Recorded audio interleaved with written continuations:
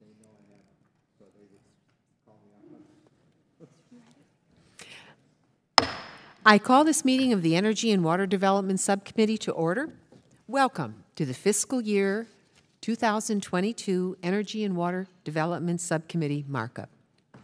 I'm joined by my good friend, Mike Simpson, the ranking member who is here today, and I also want to welcome the full committee chair, Ms. DeLauro, ranking member Granger, and all of the subcommittee members who are here in person and those participating by secure video teleconference. Before I move to my opening statement, I'd like to offer a brief explanation of how this markup will work. Today's room has been configured to maintain the recommended 6-foot social distancing between members, staff, and the press corps in the room. As I mentioned, some members have opted to secure video teleconferencing, which allows them to participate remotely. For those on video conference, once you start speaking, there will be a slight delay before you are displayed on the main screen. Speaking into the microphone activates the camera, displaying the speaker on the main screen. Do not stop your remarks if you do not immediately see the screen switch. If the screen does not change after several seconds, please make sure you are not muted. To minimize background noise and ensure the correct speaker is being displayed, we ask that the members who are participating by video remain on mute unless you have sought recognition. In terms of the speaking order, we will follow our traditional order, speaking with chair and ranking, beginning with the chair and ranking member of the subcommittee, then the chair and ranking member of the full committee, and then any other members who wish to speak. Finally, we have set up an email address in which members can send anything they wish to submit in writing at any of the hearings or markups, including amendments, motions, other unanimous consent requests, and so on. That email has been provided to your staff.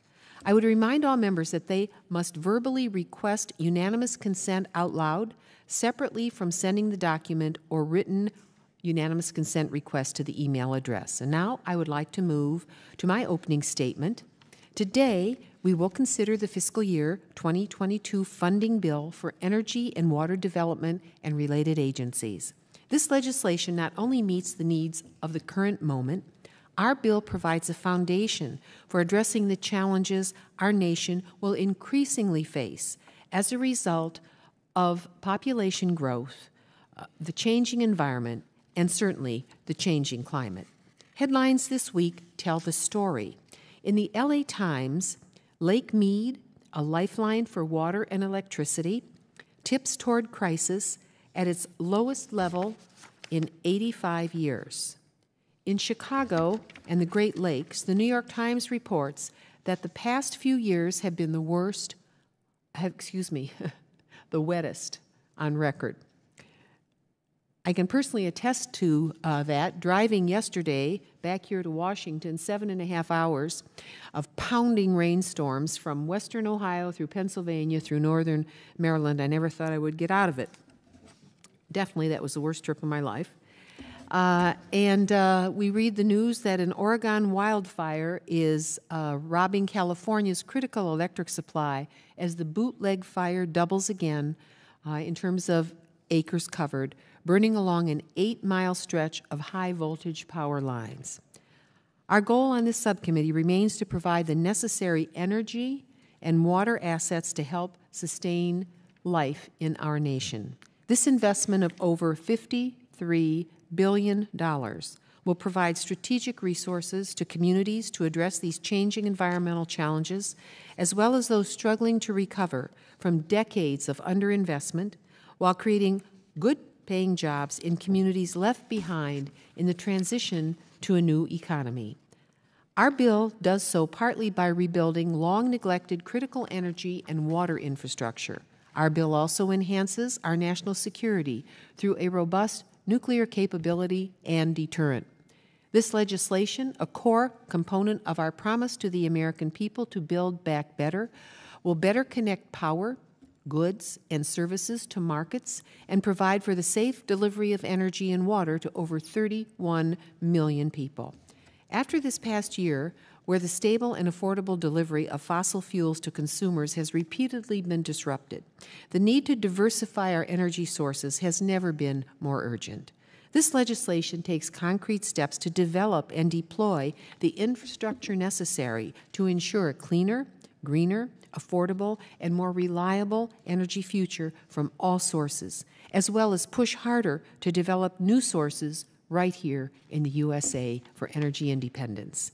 And the bill provides necessary resources within our water agencies to help address the worsening western drought and to enhance our freshwater resources. Our goal is to sustain energy and water independence for the secure future of our nation.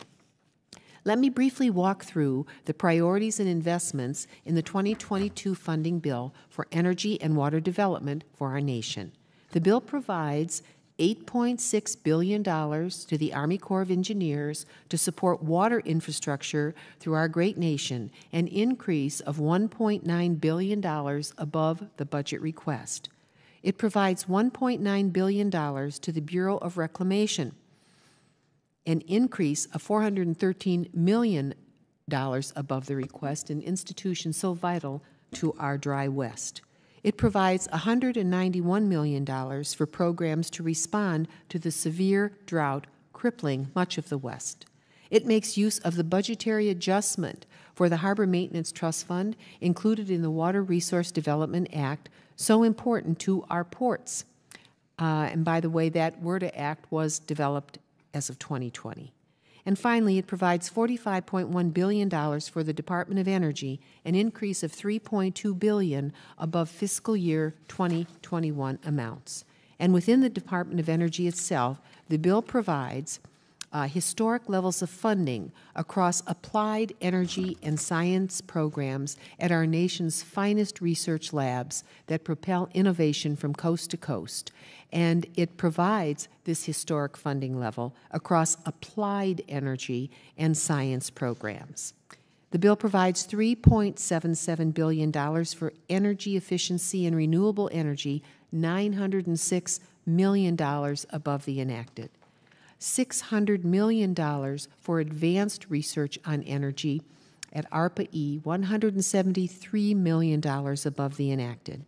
And it provides $398 million for a modernized weatherization program, $83 million above the enacted, to help assure that low-income households have energy-efficient and more livable homes.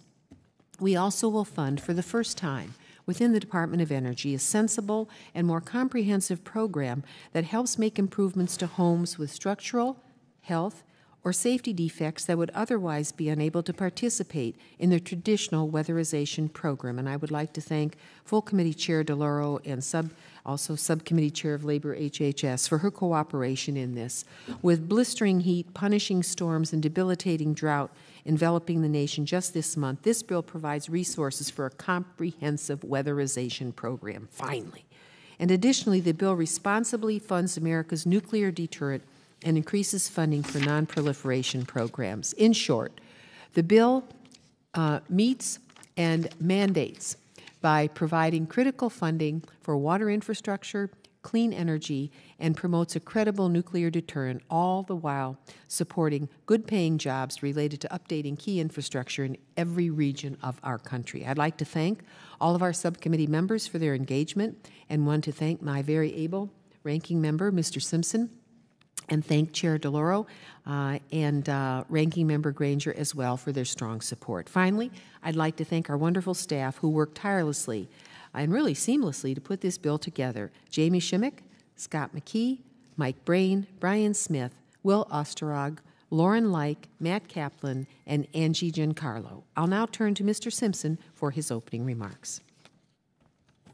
Thank you, Chairwoman Capter. I have to say before I start that Mr. Calvert and I were sitting here thinking, when you were talking about all that rain that you had to drive through coming back here, if there's some way that we could take the Keystone Pipeline and put water in it and move it to the west, since we're not going to use it for anything else, I guess, that'd be nice. We'd like that. So maybe that'll be part of our bill by the time we're done.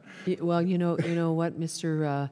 Simpson, I've often wondered about all the flooding we're experiencing and how great we can think as a Congress and as a people in view of what we're facing. Yeah.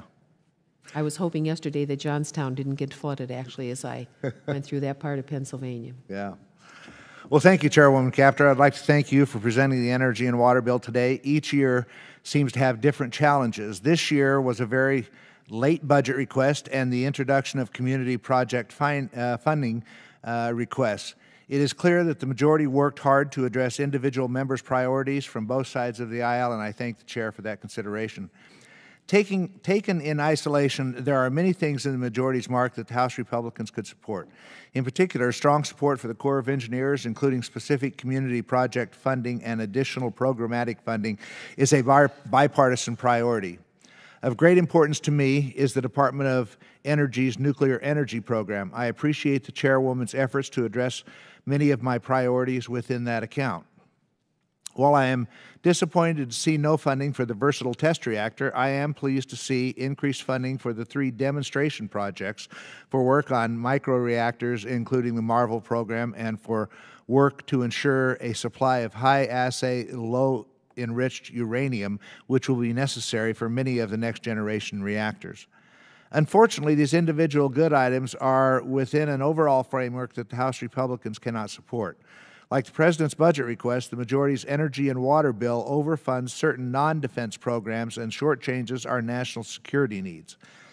An increase of less than 1% for the weapons activities does not even keep up with inflation. We must provide the resources necessary to continue the nuclear modernization program to ensure a safe, reliable, and effective stockpile. With respect to non-defense energy programs, the policies coming from the majority and the Biden administration, as reflected in the priorities of this bill, largely ignore the fact that climate change is a function of global emissions. This bill embraces the policy priorities that focus on reducing U.S. emissions in a way that almost certainly would result in an increase in global emissions and therefore not reduce the impact of climate change. In closing, I'd like to thank Chairwoman Capter and the majority staff for their dedication and hard work to this bill. I'd also like to thank Ms. DeLauro and Ms. Granger for the full committee, from the full committee for their leadership and support of the important programs in this bill. I look forward to working together on this bill as it moves through the legislative process to develop a final energy and water bill that reflects a balanced set of priorities that can be supported by members on both sides of the aisle. And I thank you for your consideration, Chairwoman Capter. Thank you very much, Ranking Member Simpson. I now yield to the full committee chair, Rosa DeLauro, for her remarks. Thank you, Chairwoman Capter and Ranking Member Simpson, for collaborating on this important bill. And I want to say a thank you to the subcommittee, the full committee, and the personal office staff for their dedicated work in this effort. Over the past year, the COVID-19 pandemic has shed light on many of our nation's greatest challenges and exacerbated disparities in our economy. And it has reminded us that everything is connected and that a failure anywhere can have a catastrophic consequence everywhere. The energy and water development funding before us takes critical action to confront the climate crisis and rebuild our water infrastructure while creating good-paying jobs and fostering a clean, affordable, and secure energy future. This legislation is the product of 6 hearings to address issues such as domestic manufacturing, water resources infrastructure, and energy innovation. Chairwoman Capter has rightly put a focus on how we can foster a shared prosperity that reaches corners of our nation that have been left behind for far too long. By deploying clean energy technologies in communities across the country, this bill will create good-paying jobs in new and dynamic sectors and help our communities recover from the economic devastation of this pandemic. The more than $14 billion of transformative investments in clean energy and science will help develop clean, affordable, and secure American energy, setting our nation on a path that is a better one and a much more stable course. So as we face worsening drought and more frequent and severe storms, our nation's water infrastructure must be rebuilt with a focus on resiliency, so that our infrastructure can survive catastrophic natural disasters. And that is exactly what this bill aims to do. So I say thank you again to Chairwoman Capter and Ranking Member Simpson and their staff for their work, and I urge my colleagues to support this bill. Thank you very much, Chair DeLauro. I know how busy you are, and we thank you very much for participating today. I now yield to the full committee ranking member, Kay Granger, for her remarks. Thank you very much. Madam Chair, thank you for bringing forward the fiscal year 2022 Energy and Water Development and Related Agencies Appropriations Bill today. I also want to thank the ranking member, Mr. Simpson, for his leadership on the subcommittee. As a result of your work, this bill addresses the priorities of members on both sides of the aisle and does many good things for the American people. In particular, I appreciate that this bill continues significant funding for the U.S. Army Corps of Engineers for navigation and flood control projects that are so important to our economy and public safety. Unfortunately, just like with the other bills the committee has considered, this bill is based on a funding framework that lacks bipartisan support. I'm also concerned that the funding decisions in this could leave us vulnerable to that do not have our best interest at heart. For example, the bill significantly underfunds efforts to modernize our nuclear weapons complex. We must have a reliable and effective nuclear deterrent to ensure our national security. On the non-defense side of the bill, funding priorities are focused primarily on activities that will reverse the gains in this energy independence we've made over the past decade.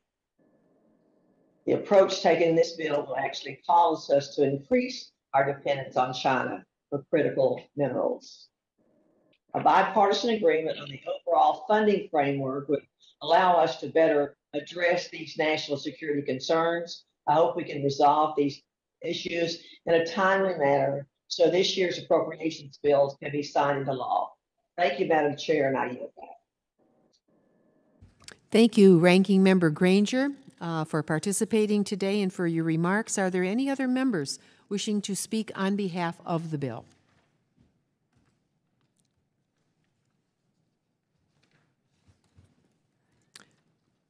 Are there any amendments to the bill?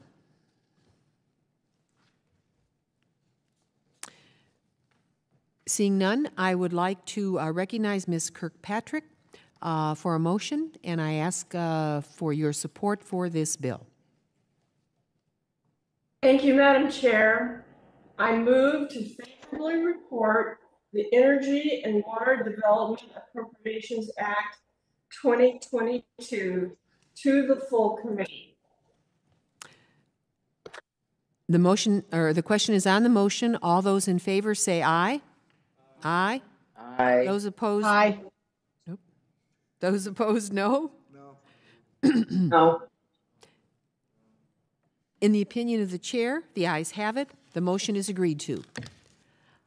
I ask unanimous consent that the staff be permitted to make technical and conforming changes to the bill and report just approved. Seeing no objection, so ordered. A bit of housekeeping. Please make sure that you leave all copies of your bill and report at the desk. With that, thank you very much. This meeting stands adjourned. Thank you. Did you ever hear about the time that I was